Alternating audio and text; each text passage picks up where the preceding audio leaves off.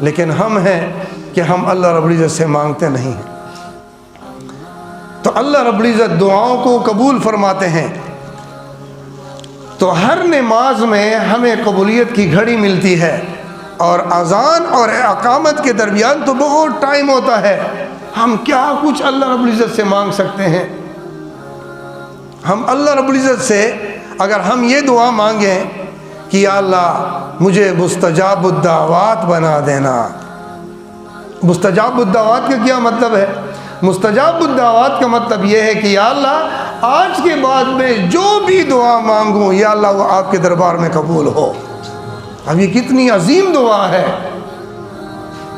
یہ دعا اگر بندہ مانگے یا اللہ دین کی اشاعت کے لیے جن اسباب کی ضرورت ہے یا اللہ وہ تمام اسباب مجھے مہیا فرما۔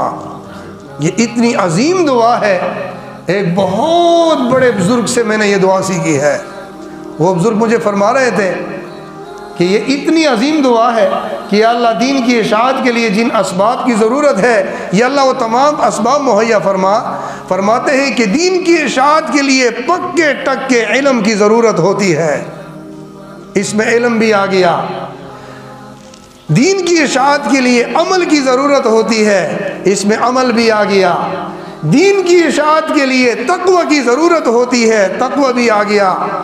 دین کی اشاعت کے لیے اخلاص کی ضرورت ہوتی ہے، اخلاص بھی اس میں آ گیا۔ دین کی اشاعت کے لیے پیسوں کی ضرورت ہے، یہ دعا بھی اس میں آ گئی۔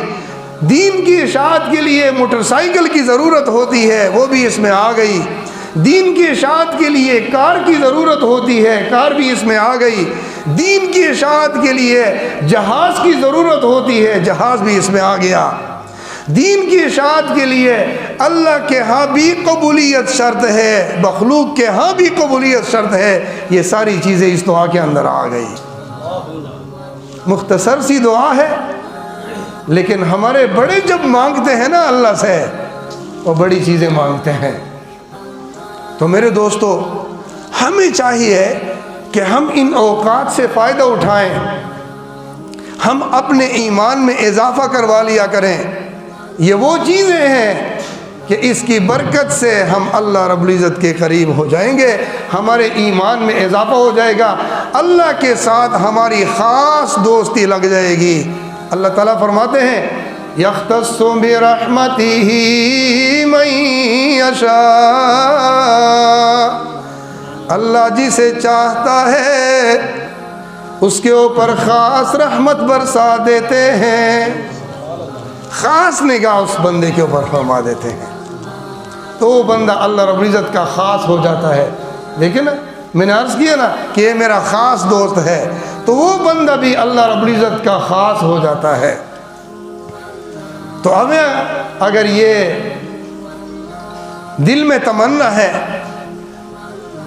اور یہ آرزو ہے کہ ہم اللہ کے خاص بن جائیں، تو ہمیں نیک اعمال کرنے ہوں گے۔